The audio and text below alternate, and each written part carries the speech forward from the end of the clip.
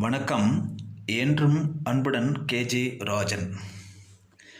மகர லக்னத்திற்கு லக்னத்தில் நிற்கும் கிரகங்களை பற்றி காண்போம். மகர லக்னத்திற்கு லக்னாதிபதி சனி என்பதால் லக்னத்தில் சனி நிற்பது மிகவும் நன்று. சுக்கிரன் மகர லக்னத்திற்கு யோகக்காரர் என்பதால் லக்னத்தில் சுக்கிரன் நிற்பதும் மிகவும் நன்று.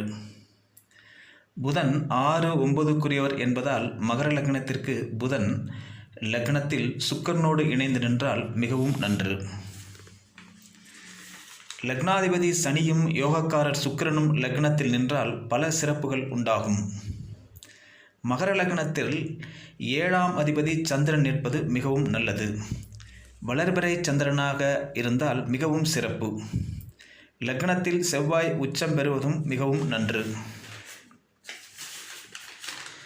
மகர ராகு யோகம் தருவர் என்பதால் சுபர் பார்வையோடு லக்னத்தில் ராகு நிற்கலாம். மகர லக்னத்தில் சுபர் பார்வையோடு கேதுவும் நிற்கலாம்.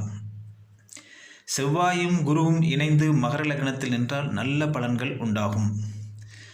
சூரியன் அஷ்டமாதிபதி என்பதால் சுபர் பார்வையோடும் புதன் சுக்கிரன் சேர்க்கையோடும் மகர லக்னத்தில் நிற்கலாம். ராசிநாதனாக சூரியன் மகர லக்னத்தில் நிற்கலாம். மகர லக்னம் சிம்ம ராசியாக இருந்து ராசிநாதனாக சூரியன் வருவதால் லக்னத்தில் சூரியன் நின்றால் அஷ்டமாதிபத்திய தோஷம் குறையும். மகர லக்னத்தில் குரு, புதன், சூரியன் ஆகிய மூவரும் இணைந்து நின்றால் பரிகாரம் தேவை.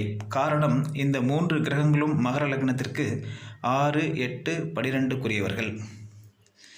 மகர லக்னத்தில் சூரியனோடு ராகு அல்லது கேது இணைந்து நின்றாலும் பரிகாரம் செய்து கொள்ள வேண்டும். லக்னாதிபதி 6, 8, 12இல் மறைந்து 6, 8, 12ஆம் அதிபதிகள் லக்னத்தில் நிற்கக்கூடாது. இதுவும் பரிகாரம் தேவை. எனவே மகர லக்னத்தில் சனி சுக்கிரன் நிற்பது மிகவும் சிறப்பாகும். நன்றி, வாழ்த்துக்கள்.